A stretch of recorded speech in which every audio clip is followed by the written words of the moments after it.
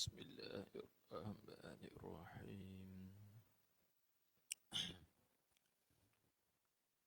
الحمد لله رب العالمين،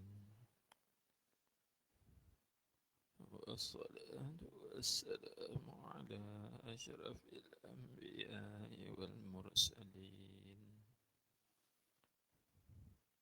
سيدنا ومولانا محمد الأمين، وعلى آله وصحبه أجمعين.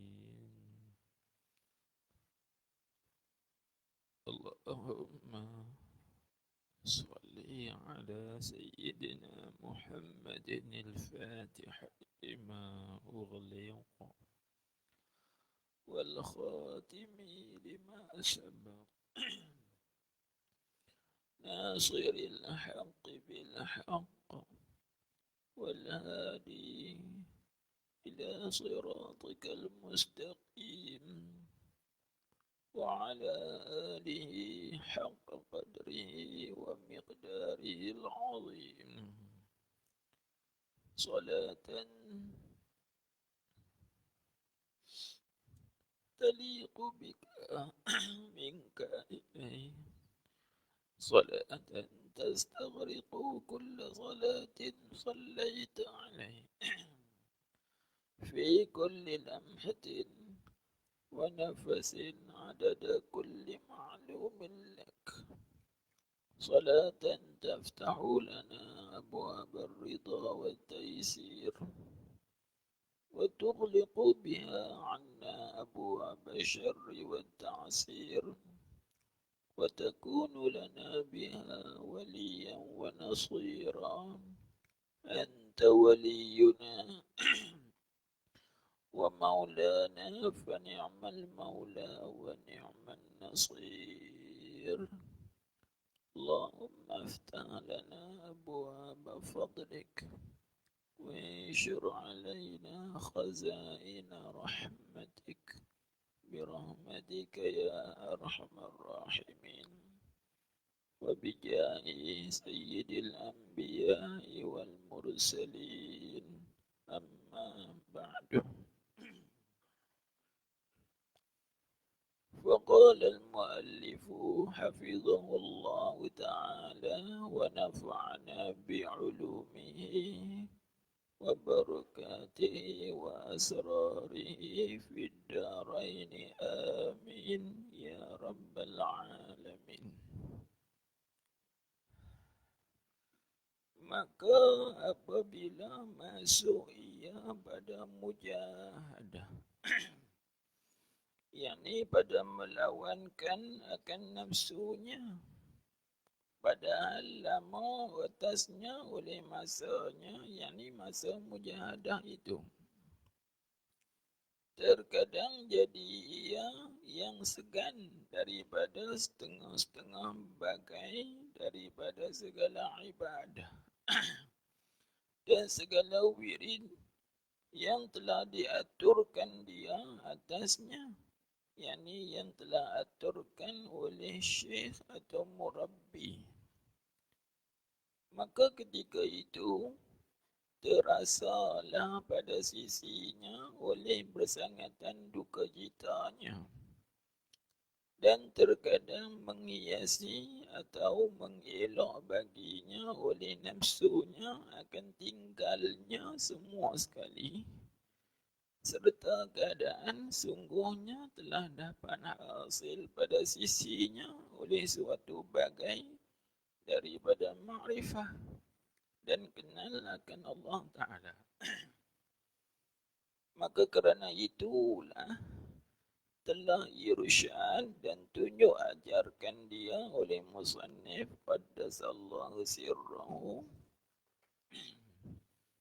kepada bahwasanya Al-Haq Ta'ala apabila buka ia baginya akan suatu bagai daripada ma'rifat, seperti bahawa tahu ia dengan zauq bahawa Tuhannya Al-Haq Subhanahu wa Ta'ala itu kena tanpa satu huruf. Itu hadir ia sertanya. Lagi pula lihat ia atas segala kelakuannya. Ini panjang sampai habis. Nah, itu dah antara teks yang kita nak baca. Jadi tuan-tuan, puan-puan, hadirin hadirat sekalian, sentiasalah kita mensyukuri dan memuji Allah Subhanahu wa taala kerana kalam yang paling disukai, yang dicintai di sisi Allah taala itu ialah 4 kalimah inilah. Sebagaimana dalam satu hadis Nabi sallallahu alaihi wasallam, Nabi kita bersabda, ahabbul kalam ilallah alhamdulillah, subhanallah, alhamdulillah, wa la ilaha illallah, Allahu akbar, dan wala quwwata illa billah. Itu dia panggil kalam ataupun perkataan yang paling disukai di sisi Allah Subhanahu wa taala, iaitu kita mengucap subhanallah, alhamdulillah, la ilaha illallah, wallahu akbar. Jadi hendaklah kita ini senantiasa mensyukuri nikmat Allah Subhanahu wa taala, kerana Allah Subhanahu wa taala senantiasa menganugerahkan kepada kita ini hidayahnya dan juga taufiknya, kekuatannya, pertolongannya dan ke atas kita kesemua, supaya kita ini sentiasa berada di bawah lingkungan rahmatnya dan kasih sayangnya. Baik. Jadi tuan-tuan, puan, hadirin hadirat sekalian, sambung balik pengajian kita hikam syarah hikam sufiyah, iaitu kita duduk di dalam kata hikmah yang ketiga diungkapkan oleh Syekh Ibnu Athaillah As-Sakandari radhiyallahu taala anhu. Baik. Jadi kita duduk di dalam syarahan Syekh Abdullah Asy-Syarqawi rahimahullahu taala. Tengok tuan-tuan, asalnya disebut. Dia kata apa? Maka apabila masuk ia salik. Dhamir itu kembali kepada salik.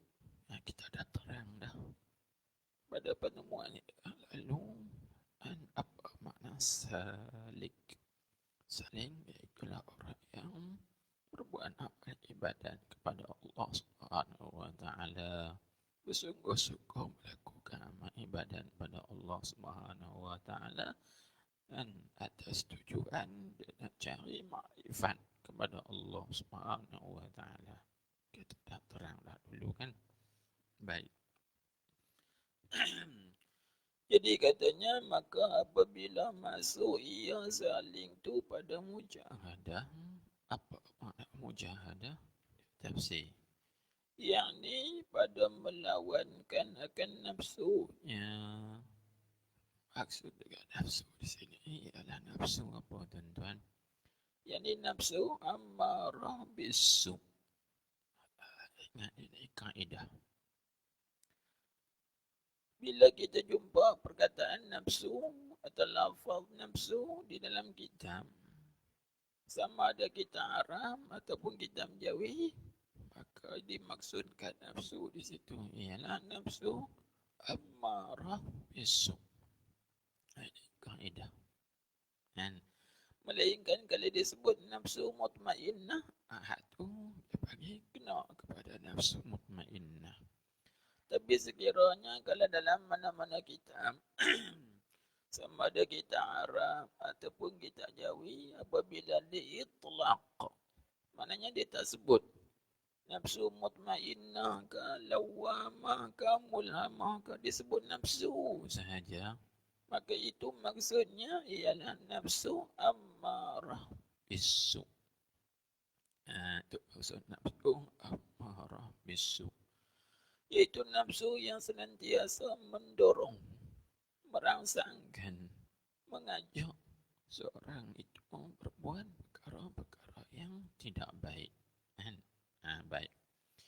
Jadi apabila seorang salik itu mula masuk di dalam mujahadah nafsunya, yakni melawankan nafsunya, tapi nak lawan dengan nafsu ini tuan-tuan, bukan benda sat, bukan benda setahun dua, tapi makan masa yang panjang. Tengok dia sebut. Padahal lama atasnya, atas salik itu, lama atasnya masanya, oleh masanya, yakni masa mujahadah itu. Jadi nak mujahadah dengan nafsu ini tuan-tuan, bukan masa seminggu, bukan 2 minggu, bukan 3 minggu, bukan sebulan, bukan 2 bulan, tapi makan masa bertahun-tahun. Kan? Jadi apabila makan masa bertahun-tahun lamanya, di situ dia akan main satu perasaan dipanggil malal, atau perasaan yang namanya sa'amah. Kan sa'amah atau malal.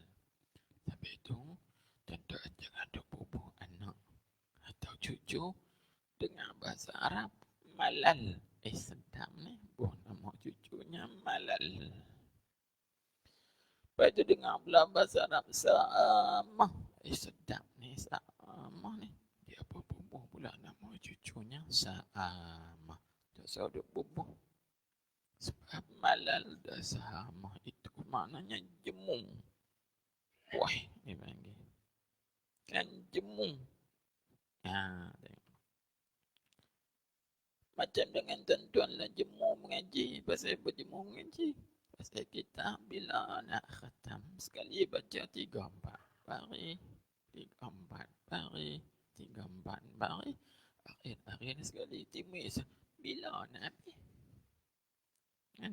Bila mai tanya bila nak habis, itu dia main jemur dah tu. Bila dia main jemur, pasal apa? Pasal makan masa yang lama. Demikianlah tuan-tuan, puan-puan, hadirin hadirat sekalian, tempoh masa mujahadah kita nak lawan dengan nafsu kita ini memang masanya lama.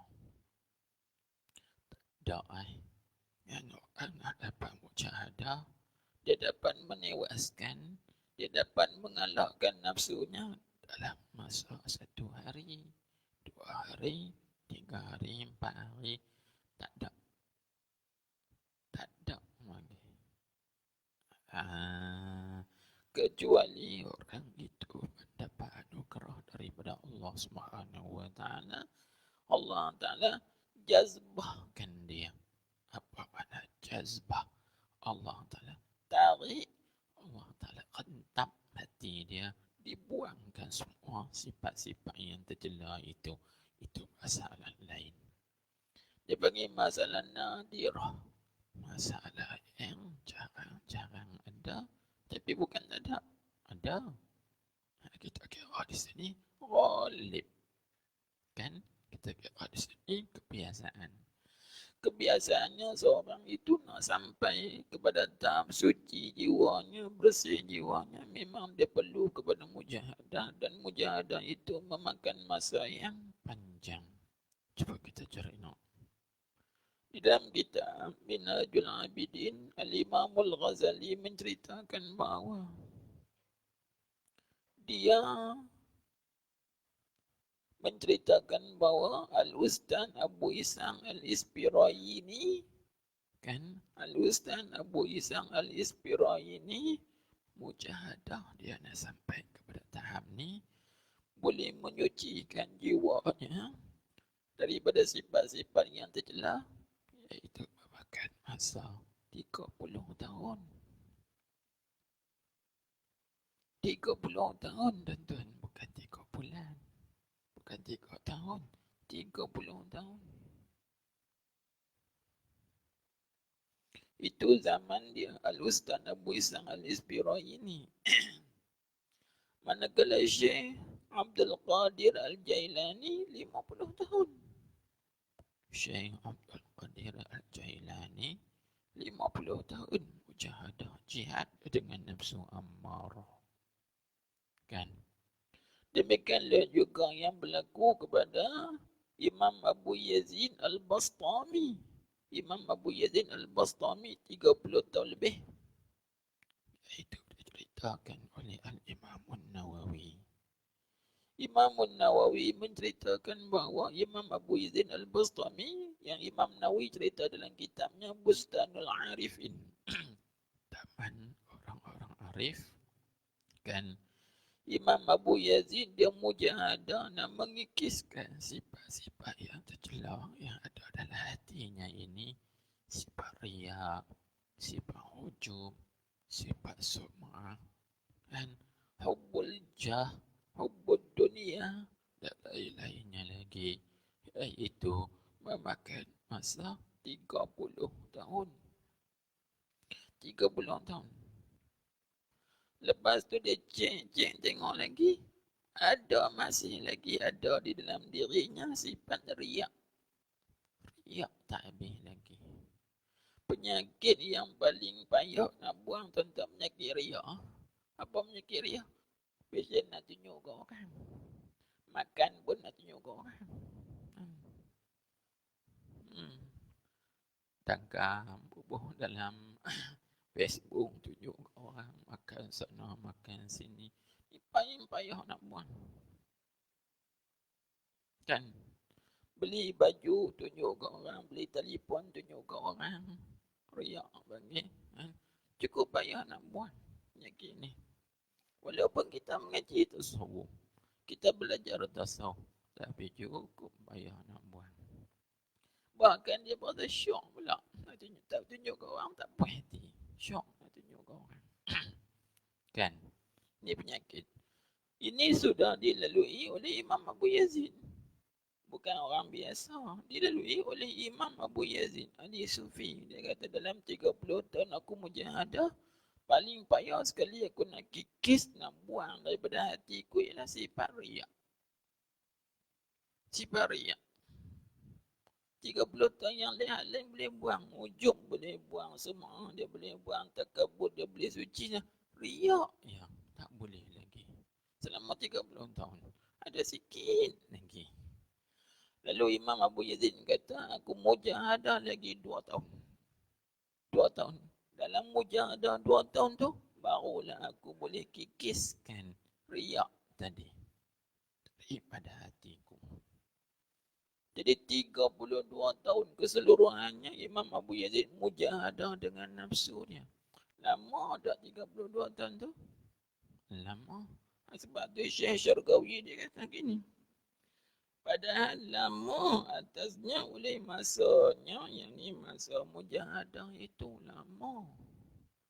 Macam yang kita tuan-tuan mengaji, nak khatam mengaji satu-satu kitab. Kalau mengaji ikut ketua guru, kita mengaji betul-betul lah. Kulit ke kulit. Sebuah kitab tu makan masa setahun, 2 tahun, 3 tahun. Walaupun kita nipih. Bila makan masa lama dengan orang biasalah nak instant, nak cepat kan. Kita mengaji kilat, dia nak cepat. Baca hari ni khatam. Baca esok khatam semua nak kilat. Jadi lah ni zaman dia macam tu. Bila lama mengaji, orang jadi cemui. Bila cemui, dia mula nak tingkai. Tu kedok loak. Pasal cemui. Punca cemui ialah kerana dhaif iman. Itu siapa yang tinggal mengaji luar tu, tanya iman dia. Lemah iman nama dia. Kan? Puncanya lemah iman. Puncanya lagi ialah lemah keyakinan. Dia tak yakin. Itu punca dan sebabnya. Lemah iman, lemah keyakinan. dia punya tinggi sikit tu ketika iman kita lemah dan keyakinan kita lemah. Baik. Jadi sambung cerita tadi, bila Abu Yazid dia berjaya mengikiskan selama 32 tahun, lebih kurang, dia mengikiskan si Baria. Ketika tu apa kata Imam Abu Yazid? Dia kata ketika itu, ra'aitun nasa kal amwat. Dia kata, aku tengok orang masa tu macam dengan orang mati. Pada masa tu, ketika tu, aku tengok orang macam dengan orang mati. Apa maksud? Tengok orang macam orang mati. Walhal orang hidup. Ini dia dapat satu bahasa yang tinggi untuk kita nak memahami dia. Maknanya, hasil daripada mujahadah dia selama 30 tahun, di situlah tumbuh di dalam dirinya pancaran hikmah, ilmu. Itulah dia panggil wijah minat ta'aruf. Itulah yang namanya satu bentuk pembukaan rahsia daripada Allah Subhanahu wa ta'ala. Nak dapat pembukaan, nak dapat futuh, makan masa yang panjang, makan masa yang lama. Bukan kita mengaji setahun dua, nak bagi buka dah rahsia-rahsia, tak. Dia perlu kepada mujahadah, makan masa yang lama dan juga masa yang panjang, bukakan oleh Allah Subhanahu wa ta'ala akan rahsia-rahsia itu. Jadi Imam Nawawi mentafsirkan apa makna ra'aitun nasa kal amwas, aku melihat manusia seperti mana orang mati. Ini Imam Nawawi dia hurai di situ, ini pada pihak keadaan manusia itu tidak memberi manfaat, tidak boleh memberi mudarat. Tengok orang mati. Orang mati bukan boleh bagi manfaat apa kepada kita. Dan juga orang mati tidak boleh bagi mudarat apa kepada kita. Maka di situlah bila seorang itu sampai kepada tahap hati yang suci, hati yang bersih, dia tengok yang lain ke semua, tak ada apa manfaat, tak ada apa memberi mudarat. Yang memberi manfaat, yang memberi mudarat ialah Allah. Kita hari ni dah nampak lagi, kan? Makan durian banyak, sakit kepala pening. Kita dah nampak lagi, kan? Dan sebagainya, macam-macam lagi lah, kan? Pasal hati kita itu belum lagi sepenuhnya suci dan juga bersih. Pasal tak suci tak bersih, sebab jawabnya kita tidak kuat mujahadah. Jadi nak sampai ke sini ni tuan-tuan, iaitu asal punca bicara kita apa? Tak ingat tak lagi apa bicara kita? Bicara kita ialah apabila Allah Subhanahu wa ta'ala buka satu bagai daripada pintu makrifah, maka jangan kita pedulikan lagi walaupun sedikit amalan kita. Jadi nak dapat buka pintu makrifah itu mestilah kena mujahadah itu pada ghalibnya, pada kebiasaannya, kan? Di situ. Baik. Sebab itu, kalau seorang itu dia mengharap dapat makrifah khasah tapi dia malas nak mujahadah, maka pada adatnya tak akan dapat.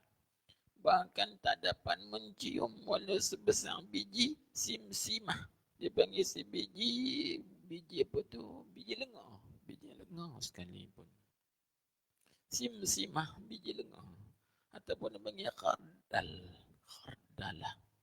Biji lengar sekalipun dia tak akan dapat. Sebab itu tuan-tuan yang pelajari kitab Hidayatul Azkiyah di Darul Hadis, jumpa perkataan Syekh Zainuddin Al-Malibari berkata, man lam yakun fi bad'i amri jahada lam yakun minal ma'rifati khardala.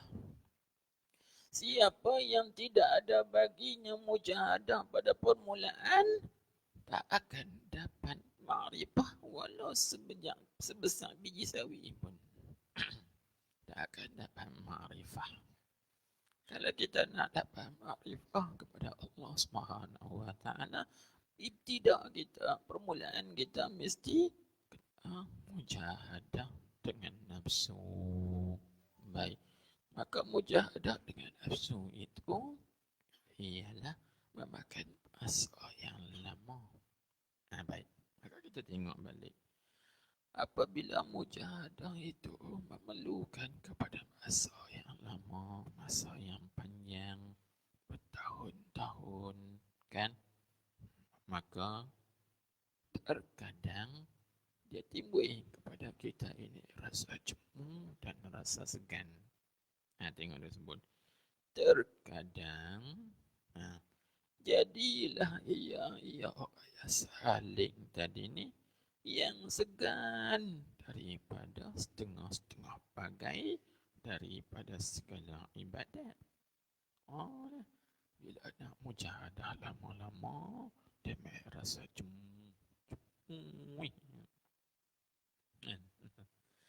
Bila dia cemuih ni apa dia tuan-tuan?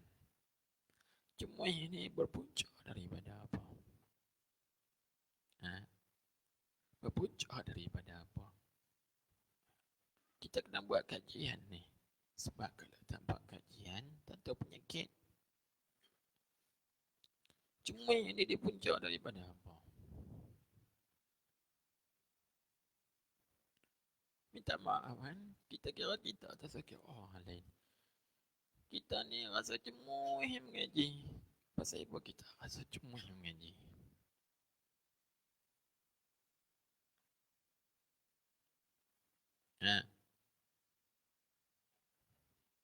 Lambat hasil. Itu satu. Punca kita rasa lambat tu, puncanya apa? Memang asal pada nafsu. Punca dia apa?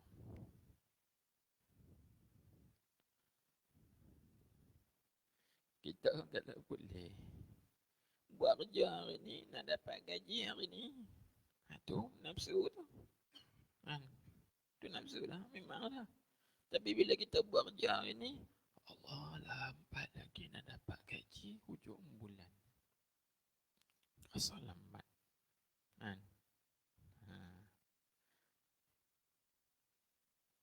Pasal apa macam tu? Jawabnya kerana kurang apa? Kurang keyakinan. Macam yang tak yakin, aku ni buat kerja ni yakin kan nak dapat ni. Kalau dapat, tentu dapat dah hari ni. Cuma saya pun tak dapat lagi. Kan? Macam yang kita berzikir. Ada seorang murid saya, kan? Dia datang dekat saya minta apa? Nak minta amal tarekat. Kata nak tarekat apa?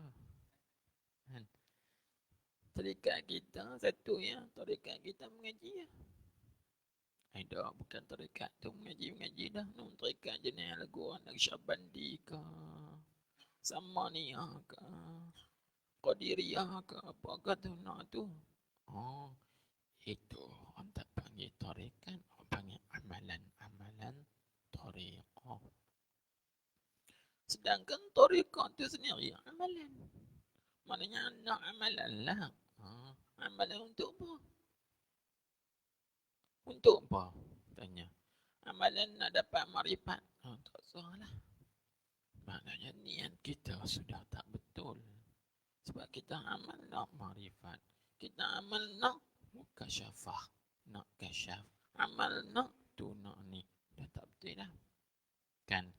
Kerana apa? Kerana apabila seorang itu beramal nak kasyaf, nak buka makrifah, itu dia panggil apa? Dia panggil ada syahwatun min syahwatin nafsi. Itu namanya ada keinginan daripada keinginan nafsu. Maka seorang wali dia tidak akan sampai kepada Allah kalau masih ada dalam dirinya syahwat, keinginan. Sehingga ulama kata hatta syahwatal wusul ila Allah. Sehingga syahwat, keinginan nak sampai kepada Allah pun dia tidak akan sampai. Dia mengaku kata dia sampai, tapi hakikatnya dia tak sampai. Sebab tu kata ulama, man idda'a annahu wasal fal haqqu annahu inqata'. Siapa yang mendakwa mengakui kata dia sudah sampai, yang sebenarnya dia terputus. Dia terputus. Dia mengaku kata aku sampai dah dengan amal zikir tarekatku itu ini, aku sampai dah. Orang yang mendakwa dirinya sampai sebenarnya inqata'a, terputus. Kerana apa? Masih lagi ada hawa nafsu di dalam dirinya. Hari ini kita nak tekan sikit. Kita nak bagi faham, bagi elok. Kita tolong terang saja. Yang bagi faham ialah Allah Subhanahu wa ta'ala. Baik, kita kembali balik pada masalah tadi.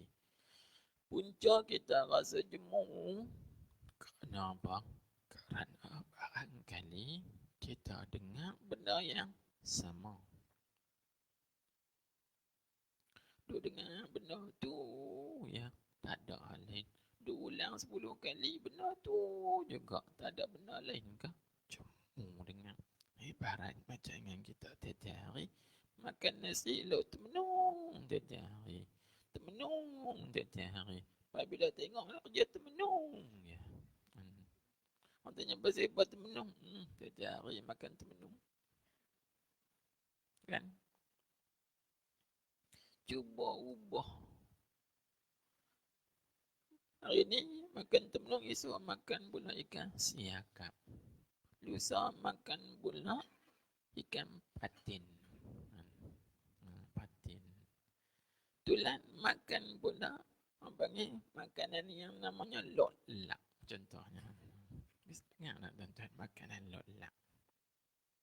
Nah, ni kena tanya orang yang tertentu saja dapat tahu. Nama makanan lolak. Tapi sedap. Tuan-tuan tahu dah biasa orang makan cikgu usaha makanan lolak. Tu lah. Jalan rata tempat pun tak makan lagi makanan lolak. Sedap. Ni orang tertentu saja yang boleh tahu.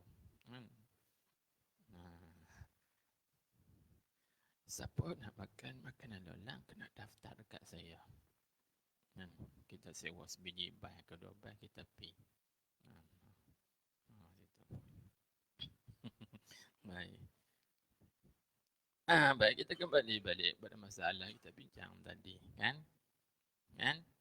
Puncanya jemu itu kerana berulang benda-benda yang sama. Bila berulang benda tu ulang, kita jemu dengar. Macam yang kita lah ada beletiang ke anak, beletiang benda yang sama. Sampai anak pun dengar. 10 kali dah ulang benda tu.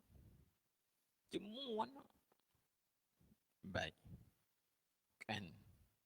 Ini di antara rahsia dan juga hikmah.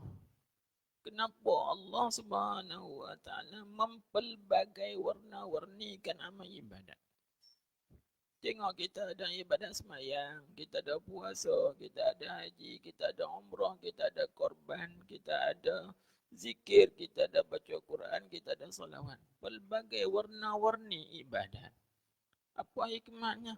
Kerana Allah Ta'ala mengetahui kita manusia ni, hamba ni cepat jemu apabila berulang ibadat yang sama. Sebab tu Syekh Ibn Atha'illah dalam kitab Hikam dia menyebut lamma alima minka wujudal malal lawana lakat ta'ati. Ketika mana Allah Subhanahu wa ta'ala itu mengetahui ada sifat malal, sifat jemu dekat kita ni. Dia ni tahu, Tuhan tahu kita ni jemu buat ibadat tu, benar ibadat yang sama. Lalu lawana lakat ta'ati, dia mewarna-warnikan, dia mempelbagaikan ta'at. Sebab ta'at ini, ada ta'at ini, ada ta'at yaumiyah, ada ibadah seharian dengan sembahyang 5 waktu, ada ibadah sanawiyah, ada ibadah tahunan macam dengan korban, puasa, itu tahunan. Jadi mempelbagai kewarna-warni. Jangan kita bila kita jemur baca Quran 3 jam, 4 jam, kita tukar pula kepada berzikir. Bila kita jemur berzikir, kita tukar zikir yang lain pula. Siapa yang boleh sebut tuan-tuan tanpa jemur, Alhamdulillah, Alhamdulillah, Alhamdulillah 10,000. Pasti dia akan jemur, maka dia akan tukar pula. Subhanallah, Subhanallah. Hilang jemur. Bila jemur sebut Subhanallah, sebut pula La ilaha illallah. Dia main semangat lain. Bila kita jemur sebut La ilaha illallah, kita sebut pula Allahu Akbar, Allahu Akbar. Dia main rasa lain pula. Jadi itu mewarna-warnikan. Maka dengan sebab itu kita hilang jemu. Kita terus melakukan amal ibadat kepada Allah Subhanahu wa ta'ala. Kan? Baik. Kemudian punca kita jadi jemu, kita dengar Allah, benda ni duk dengar benda yang sama, benda tak ada lain dah ke nak buat. Puncanya kerana apa? Kerana amboi panjang betul ni. Habis dah. Kerana ketiadaan ikhlas hati kita. Kerana ikhlas hati kita tak ikhlas. Orang yang ikhlas hati dia, kan? Orang yang ikhlas hati, walaupun benda tu berulang, tetap dia buat juga kerana keikhlasan. Kita ni pasal kita jadi sakit-sakit, maka benda ni tak ada benar pasal kita tak ikhlas. Semayang, tiap hari semayang, jemu semayang pasal kita tak ikhlas. Kalau orang ikhlas, dia tak jemu, tetap dia buat sebab dia buat dengan ikhlas. Ini perintah dan orang bagi arahan daripada Allah Subhanahu wa ta'ala. Dia tak jemu-jemu. Sebab tu kita tengok tutu guru dulu, mereka tak jemu-jemu mendidik, menterbiah anak-anak murid mereka walaupun mereka tidak dibayar gaji, tak diberi sumbangan, tapi tak jemu-jemu mendidik sampai akhir hayat mereka. Kerana apa? Ikhlas. Kita ini kalau pergi satu tempat, orang tak bagi sumbangan, tak bagi, depan dia bagi kot. Pergi kali kedua, ketiga tak bagi juga, tak gelap api lah. Macam tu. Sebab ikhlas. Penyakit yang ada dalam diri kita. Maka penyakit inilah kata Syekh Muhammad Nafis dipanggil apa? Minal asyiya allati tamna'u salika 'anil wusul ila Allah. Inilah di antara perkara-perkara yang menjadi penghalang bagi salik nak sampai kepada Allah. Bila jemu, inilah yang menghalang dia. Tak sampailah dia. Tak sampailah dia. Sebab itu, kita kena lawan. Lawan tu lah namanya mujahadah. Dan lawan ni memakan masa yang panjang. 10 tahun, 20 tahun, 30 tahun. Tutu guru dulu mengaji. Bukannya 4 tahun macam kita lah. 4 tahun, 6 tahun, 10 tahun. Mereka berbelah-belah tahun. Tak jemu-jemu dengan menuntut ilmu. Ini. Kita kena ambil faham benda ni. Maka demikianlah tuan-tuan, puan-puan, hadirin hadirat sekalian. Nak dapat makrifat, tak dapat tidak, kita kena turun dalam medan mujahadah, lawan dengan nafsu. Maka lawan ini mesti makan masa yang panjang dan lama. Baik. Tengok disebut kan. Apabila makan masa yang lama dan panjang, dia kata terkadang jadilah ia yang segan daripada setengah-setengah bagai. Baca bagai. Hari sikit. Saya kena baca pagi pula. Setengah-setengah bagai daripada segala ibadat. Bagai dengan makna macam. Ada setengah-setengah macam ataupun setengah-setengah bahagian daripada segala ibadat. Cemui aku nak buat ni. Faham tu pula. Dan segala wirid yang diaturkan akan dia akan wirid itu atasnya, yakni atas alik. Siapa yang atur? Yakni yang telah aturkan oleh syekh atau murabbi, guru dia ataupun pendidik dia, pentarbiah dia atur kan. Nah, bila atur kita kena buat mengikut aturan. Kadang-kadang kita ini kita terima wirid-wirid atau zikir daripada syekh atau murabbi, tapi kita tak ikut aturan. Tak ikut aturan tak sampai juga. Contohnya begini. Kan? Tuan-tuan duk baca Allahumma ajirni minan nar, Allahumma ajirni minan nar, Allahumma ajirni minan nar. Berapa kali? 7. Masa mana baca tu?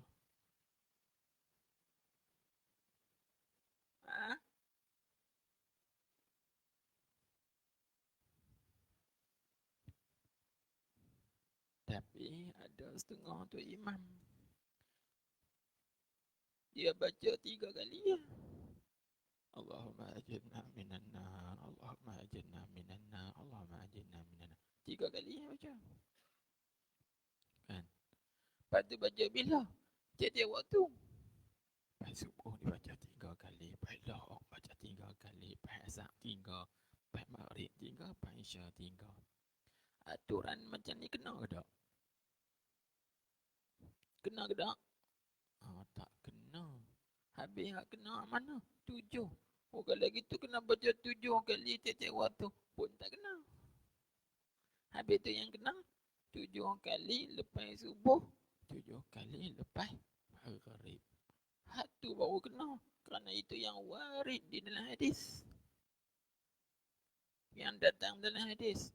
Ni dak dihantam 5 waktu tu 3 kali. Allahumma ajirni minan nar, Allahumma ajirni waktu subuh. Lepas tu waktu lahar pun Allahumma ajirni minan nar. Tak kena. Bila kita buat tak kena dengan aturan, kan, dapat dah hasil. Walaupun faedahnya tetap ada, tapi hasilnya dapat tak? Tak kena dengan aturan. Faham tak? Demikianlah perumpamaan. Syekh atau murabbi ini umpama doktor atau topomo. Kita anak murid ini umpama pesakit. Kan? Umpama pesakit. Bila seorang pesakit, dia pergi jumpa doktor. Doktor kata, mu ni sakit. Bila sakit, aku nak bagi ubat. Tapi sakitmu ni agak tak serius. Jadi bagi ubat saja. Kalau doktor kata, sakit kamu ni serius ni, kena masuk wad. Kena tahan dalam wad. Wad pula, wad apa yang tertutup tu? Wad apa? ICU. ICU. Itu mana penyakit teruk tu. Kan? ICU. Sehingga orang lain nak masuk, tak boleh masuk ramai-ramai. Seorang saja. Lepas tu ada time-time dia tertentu. Bukan wad biasa. Jadi ada juga orang yang sakit, dia kena pergi jumpa doktor. Doktor kata, kamu ni sakit, tapi sakit kamu ni kena masuk wad juga, tapi wad biasa. Apa istilah ni yang tuan-tuan faham? Ya? Apa yang tuan-tuan faham? Jadi fahamnya begini, bila kita sakit, kita pergi jumpa doktor. Doktor kata, sakit kamu ni tak teruk sangat. Kan? Tapi kena makan juga ubat. Doktor pun bagi ubat kat kita. Bila doktor bagi ubat, doktor pesan, ubat ni kena makan sehari 3 kali. 4 jam sekali contohnya. Kita pun angguk.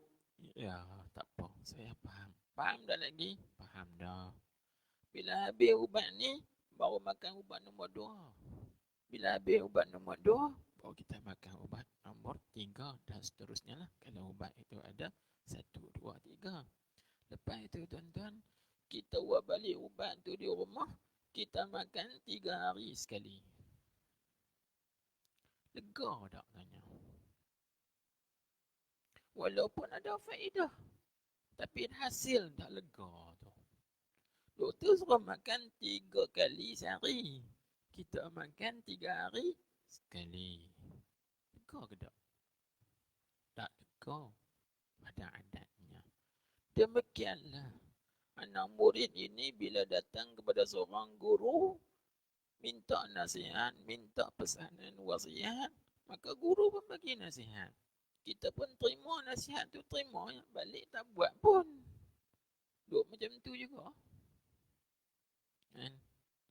Jangan tuan-tuan pergi ziarah tu guru tu, ziarah pondok tu, minta nasihat sikit. Dengar semua nasihat masa tu, tapi balik duk macam tu juga. Tak ada faedah, tak ada apa-apa perubahan.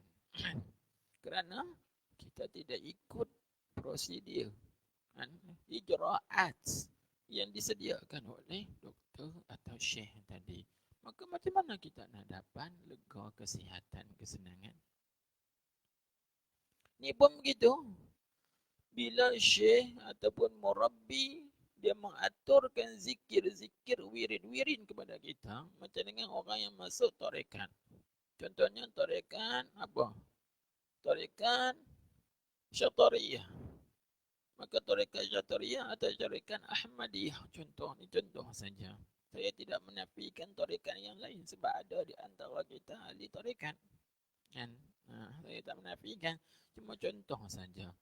Jadi amal tarekat Syatariyah, Tok Guru suruh amal waktunya apa? Lepas subuh dan lepas isyak. Beramal tarekat ni. Tiba-tiba kita kata, aku lepas subuh tak boleh, kita buat lepas lohak. Boleh ke tak? Tak ikut aturan.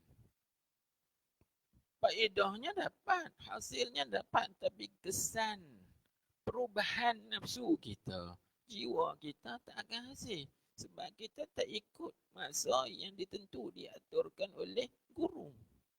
Contohnya Tok Guru suruh baca apa? Istighfar 100 kali. Astaghfirullahalazim, astaghfirullahalazim. Ni diatur. Mu kena baca 100 kali. Kita baca 10 kali. Astaghfirullahalazim, astaghfirullahalazim. Cukup ah. Pasal apa baca 10? Kita pun pandai lebih sangat kan? Pandai terlajak. Kan satu kebajikan sama dengan 10.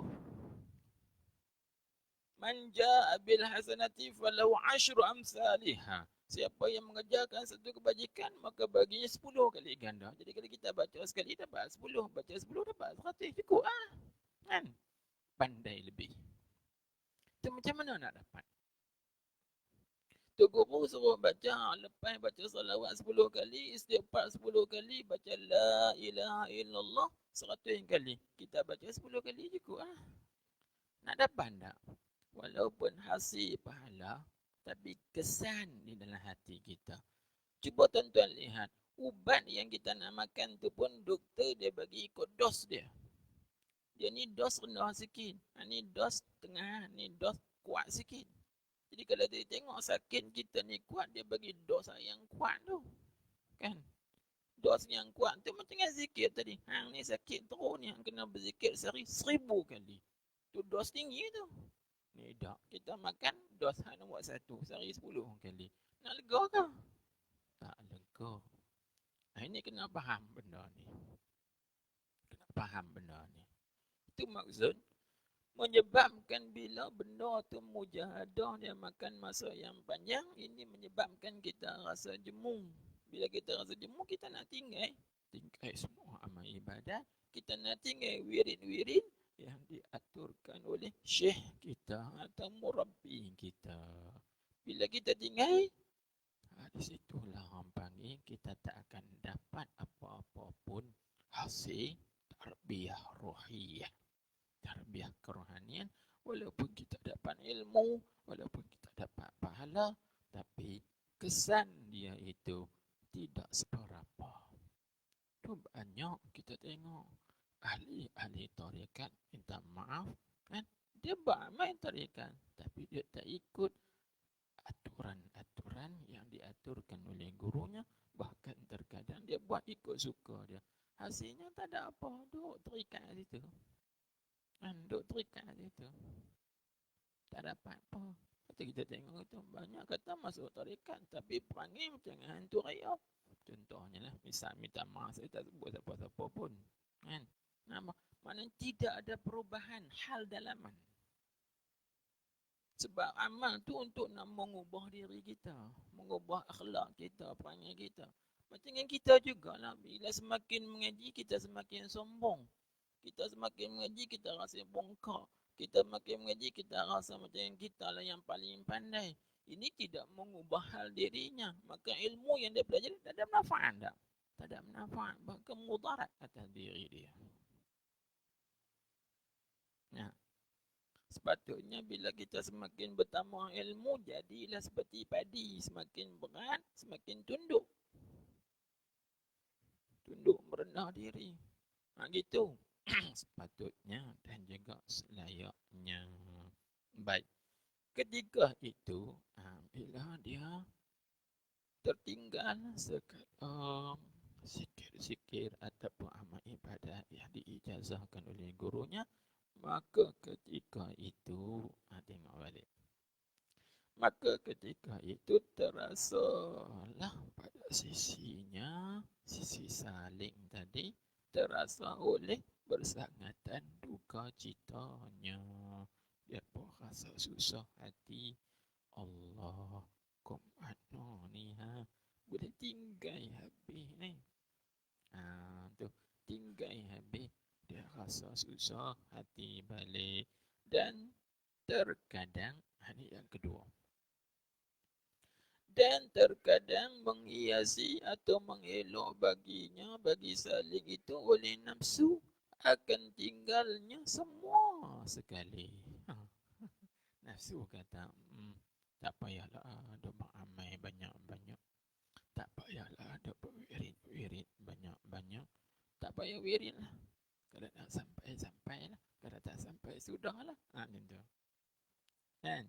Itu kita guna bahasa yang paling mudah. Tinggal ke semua lah. Kan? Baik. Maka ketika itu dia kata, serta keadaan sesungguhnya telah dapat hasil pada sisinya, sisi saling tadi, oleh suatu bagai daripada makrifat dan kenalkan Allah Ta'ala. Maka kerana itulah, ini jawab bagi apabila orang ngaji ibarat, maka kerana itu, yakni jawab bagi apabila masuk ia pada mujahadah. Kan? Jawab gitu. Maka kerana itulah telah irsyad dan menunjuk ajar akan dia, yakni akan saling tu oleh musannif. Musannif di sini ialah Syekh Ibnu Athaillah. Musannif di sini ialah kenal kepada Syekh Ibnu Athaillah. Jadi Syekh Ibnu Athaillah tunjuk ajar kepada kita, kepada bahawasanya Al-Haqq Ta'ala, Allah Ta'ala itu, apabila buka ia Allah baginya, bagi saling akan suatu bagai, yakni satu bahagian daripada makrifat. Contoh, seperti bahawa tahu ia saling dengan zauq. Ini dengan jalan zauq, dengan jalan rasa. Nah, bahawa Tuhannya Al-Haqqu Subhanahu wa Ta'ala itu, ataupun ia boleh juga bahawasanya ia hadir, ia kan, sertanya serta salib. Lagi pula lihat ia Al-Haqqu, Tuhan tu atas segala kelakuannya, kelakuan salib. Faham ke tak ni? Maknanya begini, apabila seorang saling itu dibuka oleh Allah Subhanahu wa Ta'ala akan pintu makrifat. Kan? Contoh bagi kata pintu makrifat tu apa? Seperti Allah Ta'ala bukakan kepada orang saling tadi ni, dia dapat rasa dalam hati dia. Itu panggil tariqul dzauq. Dia dapat rasa dalam hatinya, Allah ini hadir serta dia. Tak mana-mana dia berada, dia rasa Tuhan ni ada. Iaitu ayat Al-Quran. Aynama kuntum. Aynama tawafa, aynama tuwallu wujuhakum. Fasamma wajhullah. Di mana-mana saja kamu berhadap, muka kamu, akal kamu, roh kamu, jiwa kamu, maka di sana wujudnya Allah. Menyata mana saja dia berada, dia rasa Allah itu hadir di sisi dia, bukan gaib. Allah tu ada, dia rasa Tuhan ni ada. Tuan-tuan pernah tak rasa macam tu? Maknanya kalau tak rasa lagi macam tu, kita belum lagi dibukakan. Kalau kita rasa macam tu, insya-Allah itu alamat pembukaan. Dan alamat pembukaan.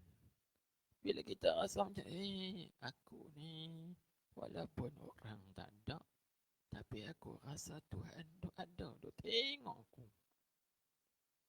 Baik. Satu. Atau Allah pada kata bahawa tahu tu. Atau bahawa tahu ia dengan zauq, dia tahu dengan jalan zauq, rasa hati, bahwasanya tiada ada fa'il yang hakiki, tiada ada yang berbuat pada hakikatnya, melainkan hanya Allah Ta'ala jua. Dia rasa tidak ada satu perbuatan yang terjadi dan juga yang berlaku di dalam alam ini kecuali semuanya itu adalah perbuatan Allah. Kita bukan buat, walaupun kita nampak pada rupa kawan tu buat, kawan ni buat, orang itu buat, orang ini buat, tapi hakikatnya Allah nampak hati dia tu. Nah, pasal apa dia nampak kita? Dia nampak kalau Allah Ta'ala gerak tak gerakkan tangan dia, dia nak buat gini. Kalau Allah Ta'ala tak gerakkan kaki dia, dia nak berjalan ke mana? Maka yang menggerakkan tangannya berbuat satu perkara, yang menggerakkan kakinya berjalan ke satu tempat, itu siapa? Allah. Nah, Allah. Itu. Baik. Jadi dia nampak semuanya, tiap-tiap benda yang terjadi dan juga yang berlaku dalam alam ini, tak kira sama ada kebaikan atau kejahatan, sama ada perbuatan itu perbuatan yang manis ataupun pahit dan sebagainya, dia nampak semuanya daripada perbuatan Allah Subhanahu wa taala. Tidak dia nampak begitu dengan bahawa hasil baginya oleh tajalli segala af'al. Maknanya Allah Subhanahu wa taala sudah tajallikan ke dalam hatinya itu tajallil af'al. Apa makna tajalli af'al? Yakni Allah Subhanahu wa taala penyatakan, perzahirkan dalam hatinya itu, nampak semua perbuatan tadi terbitnya daripada perbuatan Allah Subhanahu wa taala.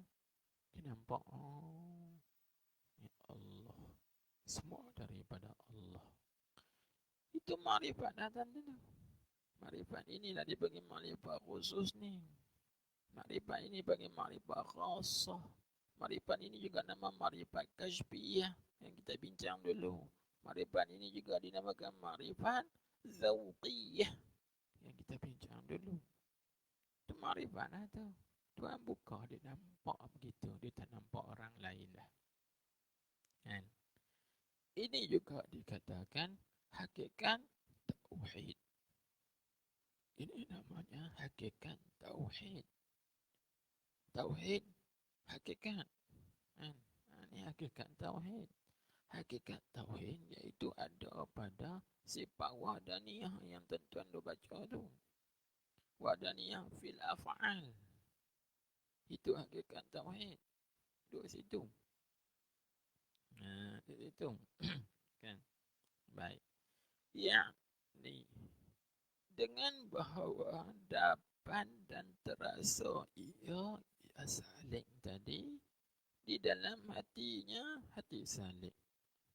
Rasa apa? Rasa akan bahawa semua perbuatan itu, sebab apa dia kata semua perbuatan itu isyarat kepada bahawa perbuatan itu ada banyak jenis.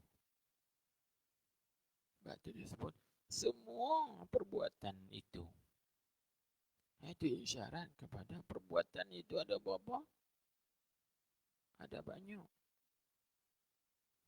Ada berapa banyak tu? Nak kata perbuatan itu ada berapa? Ada banyak. Berapa banyak? Tanya pula. Berapa banyak? Dah ada banyak. Kan? Macam orang tanya kita lah. Kita tanya orang, barang ada tak? Oh ya, ada banyak. Kan? Lepas tu kita tanya, banyak berapa? Berapa banyak? Tanya balik, berapa banyak? Nak tanya tuan-tuan pula, ada berapa banyak perbuatan? Ha?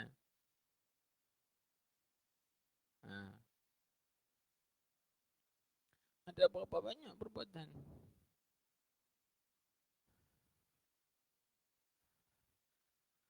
Ha. Gino ni.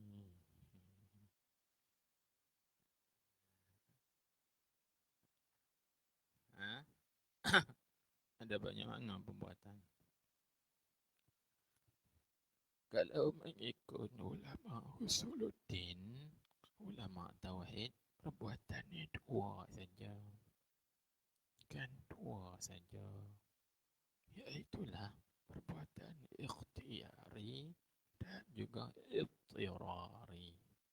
Itu di sisi ulama tauhid. Adapun di sisi ulama sufi, ulama tasawuf atau kaum sufi, maka perbuatan itu ada empat.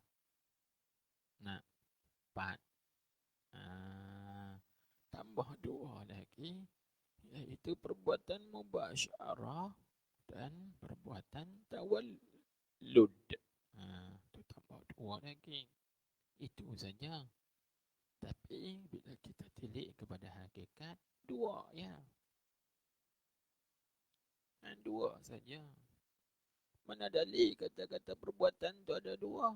Dalilnya Allah Subhanahu wa taala berfirman, Wallahu khalaqakum wa ma ta'malun. Wallahu khalaqakum wa ma ta'malun. Dan Allah Ta'ala itu menjadi ia akan kamu dan apa yang kamu buat. Cuba perhati ayat itu. Wallahu khalaqakum. Allah Ta'ala itu menjadikan dan menciptakan kamu. Ini namanya apa? Ini namanya perbuatan ittirari. Wa ma ta'malun, dan apa yang kamu buat itu namanya perbuatan ikhtiyari. Dua tu ya. Ayat tu. Wallahu khalaqakum wa ma ta'malun. Cuba perhati faham bagaimana. Allah lah yang menjadikan kamu. Itu ittirari. Maknanya kita mau ke tak mau ke Tuhan nak buat. Sebab Tuhan bukan ikut kehendak kita. Kita mau dah jatuh baris? Tak mau. Tapi jatuh juga. Perbuatan siapa? Bukan kita. Orang naik pokoknya mau dah tanya dia. Mau dah jatuh pokoknya? Aku tak mau jatuh. Tapi jatuh juga. Adakah kehendak dia? Bukan kehendak dia. Bukan perbuatan dia. Tapi itulah. Wallahu khalaqakum. Ittirari. Wa ma ta'malun. Orang mengaji kaedah ma di situ ma apa? Ma mausul ke? Ma masdariyah ke? Ma istifham ke? Ma apa situ? Lalu dibahas. ma di situ dia panggil ma masdariyah. Jadi bila kata ma masdariyah, dia berhajat kepada apa? Ta'wil kepada masdar. Masdar bagi ta'malun asalnya apa? Amala. An ya'malu ta'malu. Amala ya'malu ta'malu ta'malani ta'maluna. Dekat-dekat dengan ta'malu tu. Situ. Amala ya'malu ta'malu. Itu. Lepas tu kita tasrif lah. Ta'malu ta'malani ta'maluna. Kan? Ta'maluna jamak. Jadi masdar bagi ta'malu ialah amalu. Amalu. Kan? Jadi kita takwil pada masdar. Wallahu khalaqakum wa ma ta'maluna. Jadi dengan makna wallahu khalaqakum wa amalakum. Terjemahnya gini. Dan Allah sajalah yang menjadikan kamu dan amal kamu. Jadi amal kita tu lah kita panggil perbuatan ikhtiari. Dua ni ya. Tak ada yang ketiga. Tak ada yang keempat. Ini hakikat berdasarkan pada ayat ni. Tetapi ulama Sufi dia pecah lagi. Daripada iltirari itu dia ada dua lagi. Dia panggil mubasyarah dan tawallud. Mubasyarah dan tawallud. Mubasyarah ni bahasa sekarang dia panggil perbuatan selalu. Mubasyir. Selalu panggil. Ni kita Nabi bilang selalu. Ya, selalu. Itu mubasyir. Faham tak? Faham tak? Ni kita bila Nabi ni kerja teriak selalu. Duk selalu tak selalu okay. Contoh saja misalnya. Selalu. Macam tu. Misalnya. Situ. Selalu. Tu panggil selalu lah. Mubasyir. Nama dia. Mubasyir. Macam dengan kita ambil kita batu pegang. Ini ikhtiari. Lepas tu kita pun baling. Bila baling batu tu pun pi selalu. Tu mubasyir. Baling tu ikhtiar lagi. Pi batu tu. Mubasyir. Selalu. Tu mubasyir namanya. Kalau tuan-tuan pegang pen, kita pun tulis. Pegang, tulis. Tulis tu selalu. Pegang ikhtiari. Pak kita pun tulis. Tulis tu selalu. Mubasyir. Mubasyir tu namanya. Lepas tu tawallud ni asal maknanya yang terberanang ataupun yang terjadi daripada hal selalu tu. Bila kita selalu baling batu, jatuh ke batu. Tu, itu tawallud. Kalau kita tulis dengan pen tadi, bila kita tulis, keluar dakwat, keluar huruf. Tu dipanggil tawallud. Terjadi daripada tulis, maka jadilah tulisan dipanggil. Itu tawallud. Jadi kesemuanya itu hakikatnya bukan kita. Allah.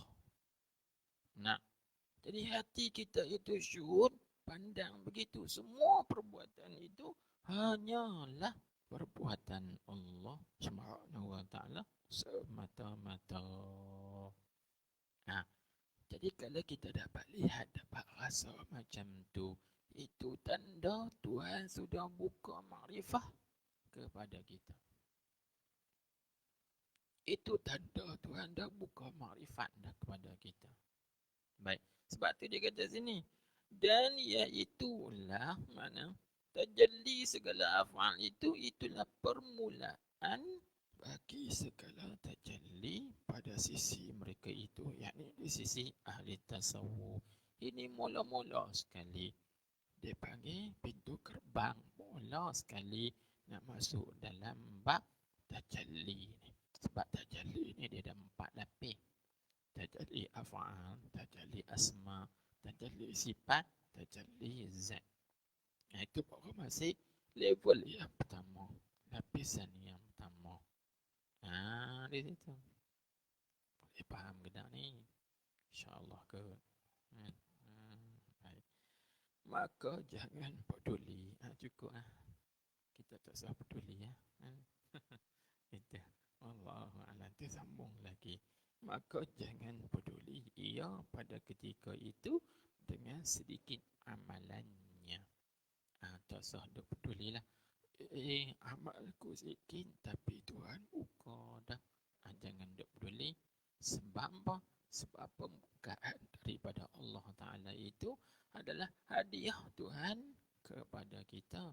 Sedangkan amalan kita, hadiah kita kepada Tuhan. Maka kita tanya balik, mana lebih besar hadiah Tuhan kepada kita dengan hadiah kita kepada Tuhan? Bandingannya, mana lebih besar hadiah raja kepada rakyat dengan hadiah rakyat kepada raja? Tentulah hadiah raja lebih besar daripada hadiah rakyat kepada raja. Dan tentulah hadiah Allah Ta'ala kepada hamba lebih baik, lebih hebat nilainya daripada hadiah kita kepada Allah. Jadi tak usah peduli. Itu maksudnya. Baik. Tak tentu dulu. Maka jangan peduli. Iya. Terlajak sikit hari ni. Allah.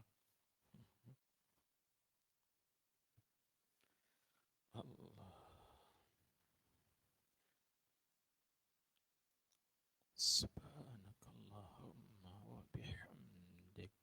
Asyhadu an la ilaha illa anta astaghfiruka wa atubu ilaik. Allahumma salli ala sayyidina Muhammadin wa ala alihi wa sahbihi wa sallim. Bismillahirrahmanirrahim. Alhamdulillahi rabbil alamin. Wassallallahu wasallam alaihi. Allahumma aftah alaina hikmataka wa anshur alaina rahmataka ya arhamar rahimin. Allahumma ij'al jam'ana hadha jam'an marhuman mashkura wa tafarraqna min ba'dihi tafarruqan nasran maghfura. Rabbana atina fid dunya hasanah wa fil akhirati hasanah wa qina adzaban nar. Wassallallahu wasallam alaihi walhamdulillahi rabbil alamin.